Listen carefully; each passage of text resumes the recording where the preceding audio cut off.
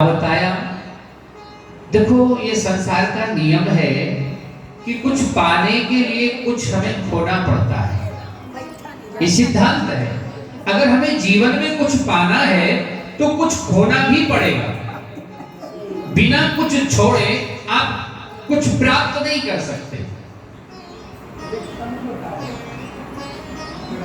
तो बाबा जी ने कहा कि अगर तुम भगवान की कृपा को पाना चाहते हो तो तुम्हें कुछ छोड़ना पड़ेगा।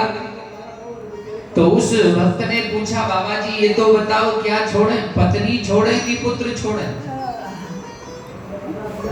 क्या पत्नी पुत्र को छोड़ने से प्रभु की कृपा मिलेगी?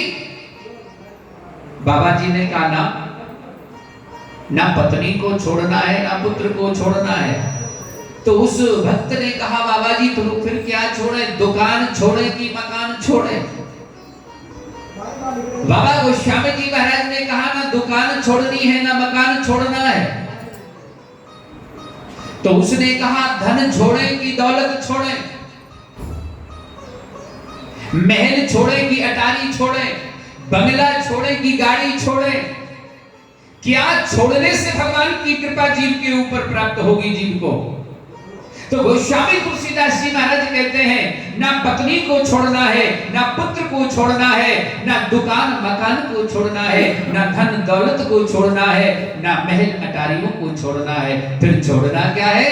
तो गोस्वामी जी महाराज कहते हैं, मन क्रम बचन छाड़ चतुराई, मन क्रम बचन छाड़ चतुराई, मन क्रम बचन छाड़ चतुराई, मन क्रम बचन छाड़ चतुराई, भजते कृपा करी है रघुराई, भजते कृपा करी है रघुराई, भजते कृपा करी है रघुराई, भजते कृपा करी है रघुराई।